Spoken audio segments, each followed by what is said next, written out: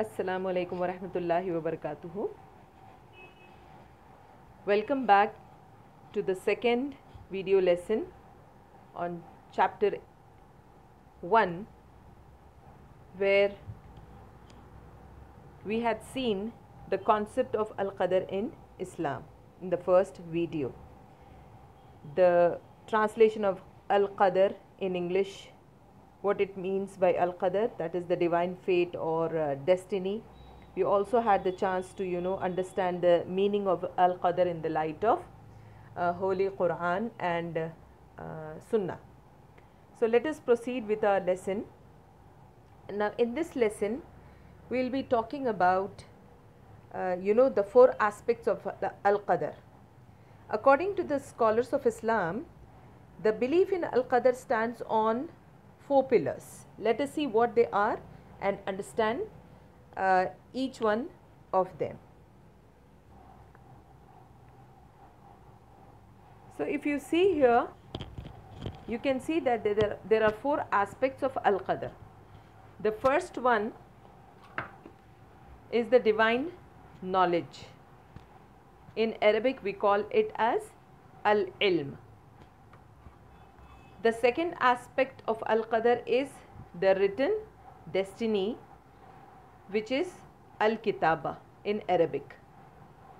The third pillar is divine will, which is Al-Mashi'a. And the fourth one and the last one is creation, meaning Al-Khalq. So these are the 4 aspects of Al-Qadar. So the belief in Al-Qadar stands on the above 4 pillars that we have seen, that is being the divine knowledge, Al-Ilm, number 2 written destiny, that is Al-Kitaba, number 3 divine will, that is Al-Mashi'a, and the fourth one being the creation, Al-Khalq. Now if we understand these pillars, then we will be able to understand Al-Qadar. Now let us look at the first one, Al-Ilm. This is nothing but the knowledge, divine knowledge. Now as Muslims, we believe that Allah subhanahu wa ta'ala has full knowledge of everything in the universe, whether major or minor. Complete knowledge of everything lies with Allah subhanahu wa ta'ala, be it general or specific. That is knowledge about the past, the present and the future. We as humans know a little bit about the past, okay, because somebody has told us about it. We know what is going on right now, but do we know about future? No, we don't. So there are few things we know and most of the things we don't know. Now Allah subhanahu wa ta'ala possesses the keys of the unseen, that is Al-Ghaib. No one possesses them and knows of them except Him. The things that are hidden, okay, we don't know of it. Nobody has the knowledge of the unseen except Allah subhanahu wa ta'ala. He knows what is in the land and the sea. This is the general knowledge. Yeah, He knows what is at the bottom of the sea. The things that we cannot see with the naked eye. He knows about everything. There is not a leaf that falls and He knows about it. And this is the specific knowledge. And there is not a seed in the darkness of the earth and in the darkness of the mud and the darkness of the ocean, and He knows about it. So knowledge of Allah subhanahu wa ta'ala is all encompassing. In Ayat al-Kursi we see that Allah subhanahu wa ta'ala says, Ya'lamu ma bayna aydihim wa ma khalfahum. He knows what is between their hand, that is the present, that they are seeing right now, isn't it? And what is behind them. Who knows this? Allah subhanahu wa ta'ala. What does it mean by what is behind them? That is yet to come, meaning the future. So you see that Allah subhanahu wa ta'ala has complete knowledge of everything, isn't it? Yes, so He knows the past, the present and the future, and He knows everything, whether it is major or minor, general or specific. Allah knows about everything because He is all knowing. This is one of the attributes of Allah subhanahu wa ta'ala. So the knowledge of Allah is all encompassing. So Allah first knows what will happen. This is called as divine knowledge. Okay. Now the second pillar, as we see here, is Al-Kitaba. Al-Kitaba is nothing but the written destiny. This is the second pillar. Now this means that we believe that everything has been written and documented before it took place. It is written in a book which is called as Loh-e-Mahfuz. Yes, Loh-e-Mahfuz, the tabloid. And where is the tabloid? It is preserved with Allah subhanahu wa ta'ala, isn't it? Now in this tabloid, in this Loh-e-Mahfuz, everything that will exist until the last day has been written. There is a prophetic narration which says, where Nabi sallallahu alaihi wasallam said that Allah subhanahu wa ta'ala wrote the decrees of all the creation 50,000 years before he created the heaven and the earth. So everything has been written in a book which is called as Loh-e-Mahfuz, and this Loh-e-Mahfuz is preserved with Allah subhanahu wa ta'ala. And how many years ago it has been written? 50,000 years before Allah subhanahu wa ta'ala created the heaven and the earth. Now one argument that would come up here is, hold on, if everything is already written, then why is it that somebody would go to paradise and other people would have to go to hell? Because if it is all in the power of Allah subhanahu wa ta'ala, that is, if Allah subhanahu wa ta'ala is in power of all of this, then why punish us? What did we do? It was written so to happen, isn't it? Another argument could be, hey, if everything was pre-written for me, then I can do anything that I like. Maybe go out and steal, or maybe smoke or cheat people, etc. I can just say it was written for me and I can't help it, isn't it? Yeah, these are few of the arguments that would come up when we talk about the Kitaba, the written destiny. So we need to think about these arguments. One question that arises here is, does it mean that everything is in control of Allah subhanahu wa ta'ala, or do we have free will? This is the question. Do we have free will? Do the humans have free will? We know that angels do not have free will, isn't it? Because they are programmed that way. On the other hand, jinns and human beings do have free will. They do have free will. We are given free will. Then the question is, if we have free will, then what is this Al-Qadar all about? How do we connect it? How do we understand it? The thing is, the belief in Al-Qadar does not mean that we are passive individuals and we have no part to play in our lives. Qadar does not prevent a person from exercising free will, that is, to choose a course of action. This is the free will. What is the free will? The will to choose a course of action. Now Allah subhanahu wa ta'ala does not force people to do anything. He only encourages his servants to do the good and avoid the bad.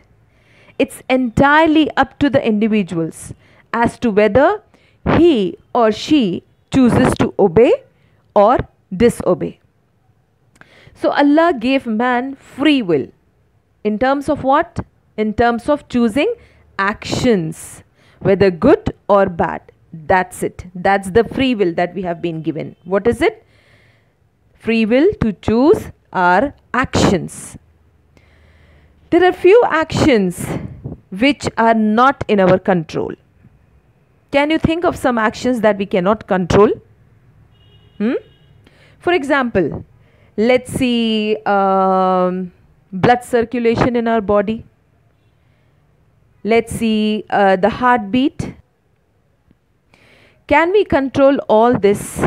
You know, the heartbeat, the blood circulation, the functioning of some organs. Do we have entire control on it? Can we control them entirely and fully? No, these cannot be controlled. These are the actions within us that only Allah subhanahu wa ta'ala can control. Yes, we have, partial control over it. We do not have full control how they function. For example, let us say that a person is diabetic. He can control, the level of sugar within his body by some medication. He can control it, but not entirely. The entire control of functioning of these things within us lies only with Allah subhanahu wa ta'ala, isn't it? Secondly, there are few other actions that cannot be controlled by human beings. Like, the accidents, the calamities, the attacks, the environment, the mishaps, all these actions which we do not have control upon are actions upon us. These are the actions that we cannot control either. Let's say that there is a prediction of tsunami. Yes, we know that there is a tsunami that is going to occur, but can we control it? Can we stop it completely? No, we can take precautions. Yes, we can, ask the people to vacate the place. A partial control is there for our safety, but we cannot completely control it. So these actions which we cannot control are the actions that are upon us. Understand? So the first one, the actions within us cannot be controlled by humans, and the actions upon us either cannot be controlled by us. It is in complete or full control of Allah subhanahu wa ta'ala. But we have control on actions that we choose to do, like praying, helping others, cheating others, or harming others. These are the actions from us which we have complete control upon, isn't it? So, the bottom line is, man cannot fully control the actions within him or upon him, but he still can control the actions that come out of him. Cheating is bad, but you still cheat and say, well, it was written for me. It was Qadar. It's not my fault. If it was written for me, I cannot do anything about it. No, this is far from truth, because we have already been informed that we can make choices. Allah subhanahu wa ta'ala gave us faculties. We have brains, and inside the brain we have something called conscious, the ruh, the nafs, the soul. We can choose what is right and what is wrong. The nafs which is inside us tells us to do good or to do bad, isn't it? And don't you know that it is wrong to lie? Yes, you do. It's wrong to kill? Yeah, I know. And cheating is bad? Yeah, it is. So, knowing all this, that it is bad to kill, it is wrong to cheat, it is wrong to, lie, we still chose to do it. When you choose to do good or bad, whose will is it? Yours or Allah subhanahu wa ta'ala's? Who is responsible for the action? You, because you chose it, isn't it? So we are responsible for the actions that we do. So here we should understand that Allah subhanahu wa ta'ala already knew about the choices that we would make, and He allowed us to go through these situations. Why? To test us, so that on the day of judgment we don't argue with Allah subhanahu wa ta'ala. Well, you didn't give me a chance to do, prove myself. So Allah subhanahu wa ta'ala puts us in situation where we do things, we choose things, good or bad. Understand? This is a test for us. Life is created to test you. It's a test. So it is here that you are going to make choices. And Allah subhanahu wa ta'ala already knew about the choices that we would make, because One of the attributes of Allah subhanahu wa ta'ala is He is all knowing. He has complete knowledge of everything, isn't it? We just saw it in the first point. He is all knowing. All the knowledge lies with Allah subhanahu wa ta'ala. Now, the choices that you would make was documented and written already. Now, this is what is called as Al-Qadar. It has been documented. Allah knew that you would choose good or you would choose bad. So, Allah knows the choices we will make even before we decide something. We do not know our destiny. We do not know what our destiny is. But surely Allah knows the fate of all things. Let us understand this with an example. Let's say that a teacher knows a particular student will not pass the exam. He knows the student is, careless. He doesn't put in effort to study. He is regularly absent. He does not attend any classes or does his homework or even, show any determination or any effort put by him. The teacher cannot see all this. So the teacher knows that the student will fail. Now, will you blame the teacher for his failure? Do we do that? No, teacher, because you said that he will fail, the student failed. Absolutely not. Ridiculous, isn't it? Had the student put in sincere effort or attended classes regularly, worked with determination, he would have passed. But the teacher already knew about the student's careless attitude. He knew that he wouldn't work hard. Thus, he knew that he would not pass even before he appeared for his exam. This is Allah Azza wa Jal. Don't you think He knows us? He knows about us more than we know ourselves? Don't you think so? He is our creator, our Lord. That is what destiny is about. We cannot blame it on Al-Qadar. We should do our part. You have to put in your efforts. You should make choices very carefully, because at the end of the day, it is you who will be held accountable for your actions. So these were the two, the two pillars to understand Al-Qadar. The first one was Al-Ilm, and the second one that we saw is Al-Kitaba, the written destiny. And inshallah, in the next lesson, we will look at the third one, which is, the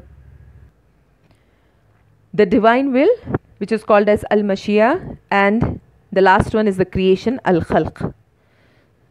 So till then, take care, and inshallah see you in the next class. Assalamu alaikum wa rahmatullahi wa barakatuh.